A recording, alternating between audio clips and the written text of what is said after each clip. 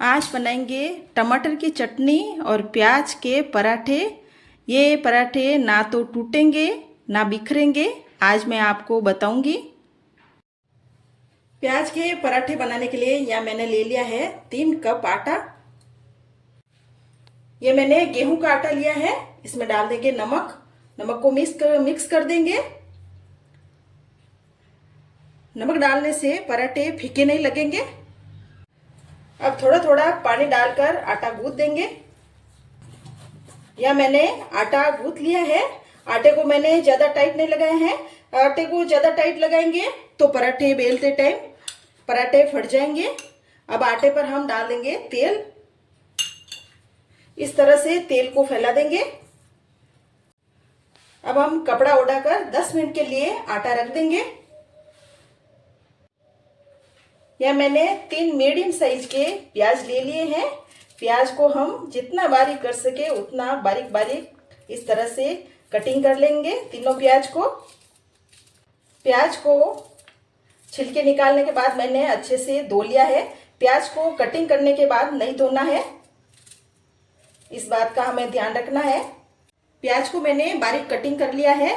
हमें मोटे प्याज नहीं काटने हैं, प्याज को बारीक ही कटिंग करना है। अगर मोटे प्याज काटेंगे तो पराठे बेलते टाइम पराठे फट जाएंगे मोटे प्याज से। इतना जो मैंने प्याज काटा है इसमें मेरे 5 से 6 पराठे आराम से बन जाएंगे। प्याज में हम मसाले ऐड करेंगे। या डाल दिया है मैंने जीरा, आधा छोटा चम्मच लाल मिर्ची पाउडर,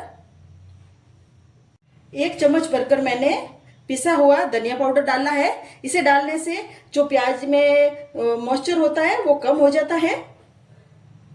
या मैंने आधा चम्मच डाल दिया है पुदीना। पुदीना को मैंने सूखा हुआ पुदीना लिया है। या मैंने आधा चम्मच कुटा हुआ सूखा धनिया डाल दिया है। आधा चम्मच मैंने चाट मसाला पाउडर डाला है। इससे भी बहुत अच्छा खट्टा टेस्ट आता है। आप चाहे तो इसमें अमचूर पाउडर भी डाल सकते हैं। अब इसमें डाल देंगे हरा धनिया और थोड़ा सा मैं इसमें डाल रही हूँ हल्दी पाउडर। अब यह मैं 1 चुटकी जितना गरम मसाला पाउडर डाल दूंगी। अब इन सब मसालों को हम अच्छे से मिक्स करेंगे। मसालों को अच्छे से मिक्स कर लिया है। प्याज में हमने नमक नहीं डाला है, नमक बाद में डालेंगे। अगर अभी नमक डाल दिया तो प्याज पानी छोड़ देंगे और फिर पराठे फट जाएंगे। आटे को भी 10 मिनट हो गए हैं। अब आटा हम वापस से एक बार इस तरह से मसल लेते हैं। अब इस तरह से हम आटे की लोई बना लेते हैं। हम रोटी के आटे से बड़ी लोई बनाएंगे इस तरह से। ये आटे की हमने लोई ले ली है। इस लोई पर हम सूखा आटा लगा देंगे दोनों तरफ। सूखा आटा लगाने के बाद इस तरह से हम लोई को फैलाएंगे हाथ से ही। लोई को हमने फैला लिया है। अब इसमें प्याज का मसाला डालेंगे।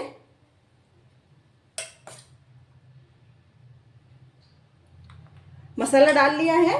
अब मसाले के ऊपर हम नमक डाल लेंगे।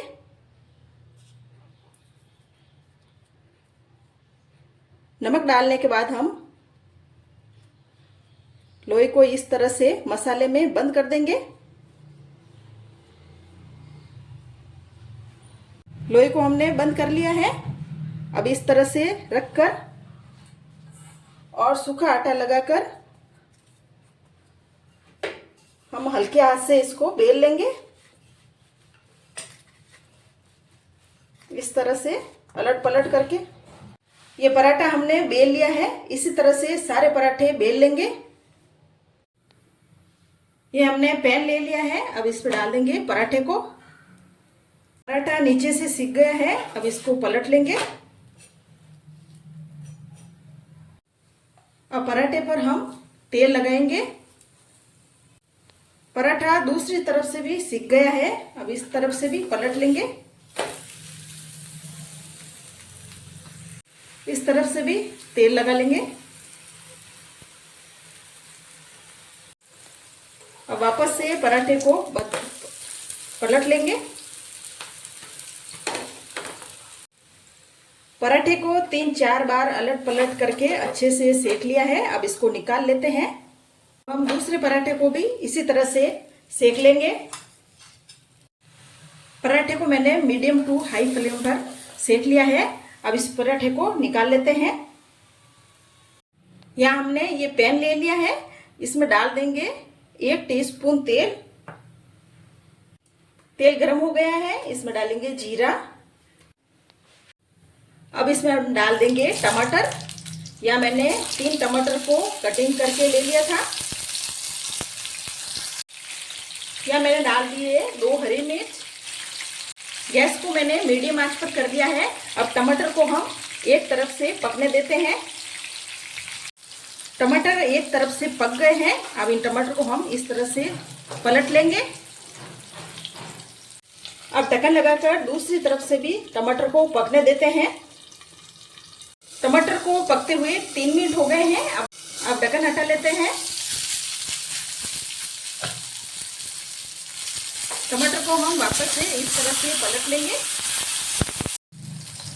टमाटर का जो ऊपर का छिलका है इस तरह से निकाल लेंगे हम। यह हमने टमाटर का छिलका निकाल लिया है। अब टमाटर को ठंडे होने देते हैं। ये टमाटर ठंडे हो गए हैं। अब इनको ये मिक्सर जार ले लिया है। अब हम टमाटर को मिक्सर जार में डाल देंगे और टमाटर को हम पीस लेंगे। ये बहुत ही टेस्टी चटनी बनती है। आप इसे बनाकर जरूर ट्राई कीजिएगा। इसमें मैं डाल रही हूँ 1/4 छोटा चम्मच लाल मिर्ची पाउडर, 1/4 छोटा चम्मच कम से भी है नमक। अब चटनी को पीस लेते हैं। इस चटनी को हमने पीस लिया है। अब इसको बाहर निकाल लेते हैं। इस चटनी में हम डाल देंगे धनिया पत्ती और इस तरह से मिक्स कर लेंगे। ये हमारी चटनी बनकर तैयार हो गई है। टमाटर की चटनी और प्याज के पराठे बनकर तैयार हो गए हैं।